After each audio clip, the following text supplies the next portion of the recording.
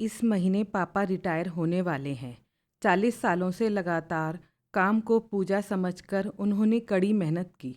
परिवार के लिए उन्होंने अपनी पूरी जवानी स्वाह कर दी।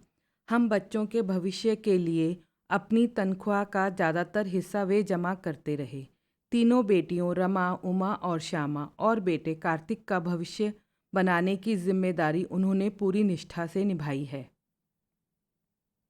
मैं रमा उनकी बड़ी और सबसे लाडली बेटी हूँ। हम भाई बहनों को हर वो सुख दिलाया पापा ने जिसे खुद भोगने की कभी कल्पना भी नहीं करते थे। पुरखों से वसीयत में कुछ भी नहीं मिला था पापा को। जो भी बनाया उन्होंने खुद के बलबूते पर ही बनाया था। अपने बच्चों को अच्छी शिक्षा और अच्छा भविष्य देना ही उनकी नौकरी का उद्देश्य था। हम सभी भाई बहनों को 12वीं के बाद भी पूरी मेहनत से उन्होंने पढ़ाया। बाजार में कुछ भी नया दिखे बाजार में कुछ भी नया दिखे, चाहे खाने का सामान हो, फल खिलौने या कोई और चीज़, बिना मांगे हमें दिलाया। मेरे बारे में तो अपने जान पहचान वालों से सीना फुलाकर कहते, मेरी रमा तो लाखों में एक है, मेरा अभिमान है। उसने कभी हमारा सिर झुकने नहीं दिया और ना ही कभी झुकने देगी। पापा ने बैंक से लोन ले लेकर हमें पढ़ाया था और अब सभी बच्चों की शादी की जिम्मेदारी से मुक्त भी हो चुके थे। अपनी बेटियों को अपनी औकात से ज़्यादा दहेज देकर ब्याहा था उन्होंने। और अब जब पापा रिटायर होने वाले थे तो मेरी बड़ी इच्छा थी कि पापा के रिटायरमेंट पर एक इजी चेयर उन्हें उपहार में दूं। जब मैंने इस बारे में अपने पति विनय से बात की तो उन्होंने कुछ खास रुचि नहीं दिखाई, पर मैंने फिर भी ऑर्डर कर दी थी। पापा के रिटायरमेंट के खबर पाकर हम तीनों बहनें एक दूसरे को अपने आने की सूचना दे रही थी। हमारा भाई जो कि ऑस्ट्रेलिया में बस गया है, पिछले 4 सालों से पापा मम्मी से मिलने नहीं आया था। आज अचानक मेल पर देखा वो भी पापा के रिटायरमेंट के जश्न में शामिल होने के लिए सब परिवार आ रहा है। चलो अच्छा है, इसी बहाने सभी भाई बहनों को अपने माता पिता से मिलना हो जाएगा। चलो अच्छा है, इसी बहाने सभी भाई बहनों का अपने माता पिता से मिलना हो जाएगा। मैं पापा के यहाँ जाने के लिए खुद के और बच्चों के कपड़े रखने लगी। मैं सोच रही थी कि कुछ दिन बाद ही तो राखी है। सालों बीत गए अपने भाई की कलाई पर राखी बांधे, इस बार यह काम भी हो जाएगा कि तभी विनय ने मुझे आवाज़ लगाकर पूछा, रमा तैयारी कर ली पूरी? तुम, मैं और बच्चे चलेंगे पापा के रिटायरमेंट के कार्यक्रम में। ये सुनकर मुझे अपने कानों पर विश्वास ही नहीं हुआ। मैं खुशी से लगभग चिल्लाती हुई बोली, आप भी जा रहे हैं? ताज्जुब है आप मान गए। आपको तो कब से कह रही थी मैं, पर काम की वजह से आप हमेशा मना करते रहे। फिर आज कैसे? अरे रमा, तुम तो बाल की खाल निकालने लगी। आखिर मैं दामाद हूँ उनका, मेरा भी कोई फ़र्ज़ है। चलो तैयारी कर लो। यह सुनकर मैं खुशी खुशी तैयारी करने लगी। तय समय पर मैं पति और बच्चों के साथ पापा के घर पहुंच गई। आते ही देखा बाकी सब भी आ चुके थे। जिस भाई को देखने के लिए आंखें तरस गई थी, वो भाई भी छुट्टी लेकर ऑस्ट्रेलिया से आ चुका था। हम सब बच्चों को एक साथ आया देख माँ भावुक स्वर में बोली, देखो हमारे बच्चे पापा का सहारा बनने कितनी मुसीबतें उठाकर आ गए अपने घर। बहुत भाग्यशाली हैं हम जो ऐसे बच्चों के माता पिता हैं। पापा भी ये सुनकर भावुक हो उठे। पापा का रिटायरमेंट महीने की आखिरी तारीख को होना था, इसलिए हम सब उस दिन को खास बनाने की तैयारी में जुट गए। मज़े की बात यह थी कि तीनों दामाद खुद के पैसे खर्च कर रहे थे। मैं सोच रही थी कि सचमुच पापा मम्मी बहुत खुश नसीब हैं जो उन्हें ऐसे दामाद मिले हैं। घर में एक गिलास पानी भी लेकर ना पीने वाले दामाद ससुर के रिटायरमेंट की तैयारियों में अपना पूरा योगदान दे रहे थे। शाम को मैंने सोचा सभी थके हारे हैं, मैं सबके लिए चाय बना देती हूँ। चाय लेकर जब मैं कमरे में पहुँची तो देखा तीनों दामाद खुसर पुसर कर रहे थे। मैंने सुना मंझले बहनोई मेरे पति से कह रहे थे, भाई साहब हमारा तो बहुत पैसा खर्च हो गया, आपका भी हुआ होगा, अभी तो पता नहीं और कितना तामझाम करना पड़ेगा। तब मेरे पति विनय ने बड़ी सहजता से कहा, अरे क्यों फिक्र करते हो, सारी बेटियों को तो अब एक मोटी रकम मिलने वाली ही है। अपने रिटायरमेंट पर पापा को बहुत पैसा जो मिलने वाला है, दो लोग आखिर कितना खाएंगे। मैं तो कहता हूँ अपनी अपनी बीवियों को समझाना कि हमारे बच्चों के भविष्य के लिए अपने पापा से एक मोटी रकम मांग लें। दोनों दामादों ने भी हाँ में हाँ मिलाई। बिल्कुल सही बोल रहे हैं भाई साहब। यह देखकर मेरी आंखें फटी रह गई। चेतना शून्य हो गई थी मैं उस समय। देखते ही देखते रिटायरमेंट समारोह का दिन भी आ चुका था। सारे रिश्तेदार पहुंच गए थे। नाश्ता पानी देकर एक बड़े से हॉल में सबके बैठने की व्यवस्था की गई थी। पापा को शॉल ओढ़ाया गया। उनके ईमानदार और मेहनती व्यक्तित्व का गुणगान किया गया। पापा भावुक हो चले थे।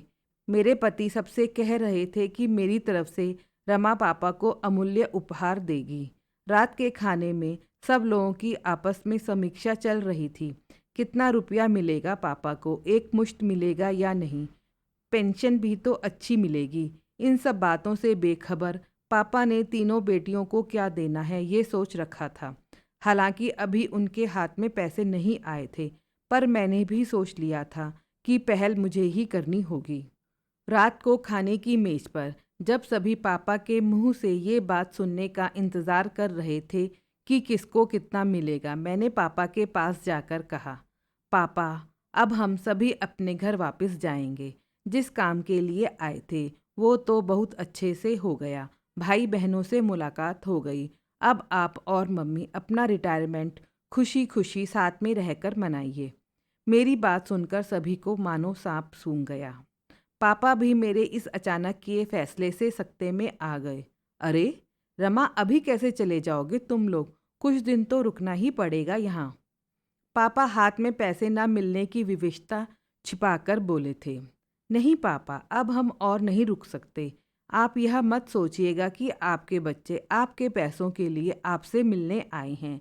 आपने इतने अच्छे वर ढूंढकर दिए हैं हमें, जो हमारा पूरा ख्याल रखते हैं। आपके दामाद आत्मनिर्भर हैं। उन्हें रुपए देने की गलती कभी मत करिएगा, नहीं तो वे अपनी ही नज़रों में गिर जाएंगे। हम सिर्फ आपके प्यार और आशीर्वाद के भूखे हैं, पैसों के नहीं। मैंने बड़ी सफाई से सभी के मन में उठ रहे तूफान को शांत कर दिया था। सारे दामाद और बहनें मुझे घूरने लगे। तब मैंने आगे कहा, पापा आपका बेटा अपनी पत्नी के साथ विदेश में अच्छे से रह रहा है। अब आप उसकी चिंता भी मत करिएगा। जब तक आप और मम्मी हैं, रिटायरमेंट के पैसे आपके ही रहेंगे। ये आपकी भविष्य निधि है पापा। आपके भविष्य के लिए बचाया हुआ आपका ही पैसा है ये पैसा हमें बांटकर समाज के सामने आप हमें नीचा मत दिखाना पापा। आपने हमें जीवन भर दिया ही दिया है। अब आप अपने पैसों के सुख भोगोगे। आपको मेरी कसम है, दामादों के सामने मेरा इस तरह से बोलना मम्मी को बिल्कुल अच्छा नहीं लगा। वे बोली, तू कौन होती है यह बताने वाली कि तेरे पापा पैसे देंगे या नहीं, और किसको देंगे किसको नहीं। ठीक है, तुम लोग मत लेना, पर हम अपने नाती नातिन को तो दे ही सकते हैं। तब मैंने मम्मी को समझाया, मम्मी आपको शायद पता नहीं, पापा के ऊपर बैंक का बहुत कर्जा है। ये बात सिर्फ पापा को और मुझे ही पता है। आप बहुत जल्दी टेंशन ले लेती हो, इसीलिए पापा ने आपको कुछ नहीं बताया। और हाँ, हमारे बच्चों की जिम्मेदारी हम पर है, पापा पर नहीं। हमारे बच्चों के पापा क्या कम है हमारे पापा से, जो अपने बच्चों के भविष्य को निश्चित ही सुरक्षित करेंगे। आप भरोसा तो रखो इन पर।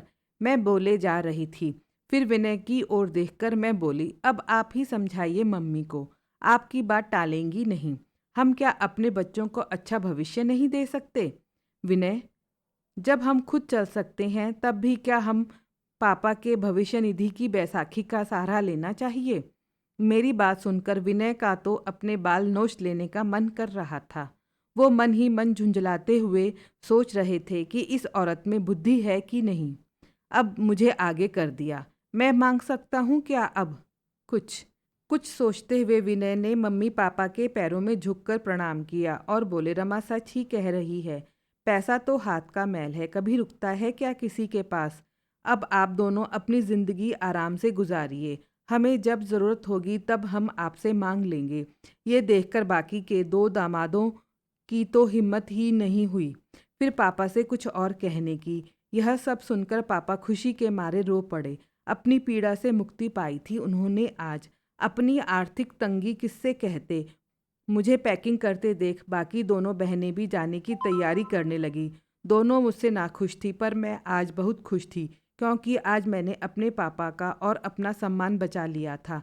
अगले दिन जब हम दोनों बहनें अप अगले दिन जब हम बहनें अपने पतियों के साथ रवाना हो रही थी, तब मैंने पापा को छेड़ा। अब ये बताइए पापा, कब आएंगे हमारे घर रहने आप दोनों? अब तो आपकी छुट्टी ही छुट्टी है।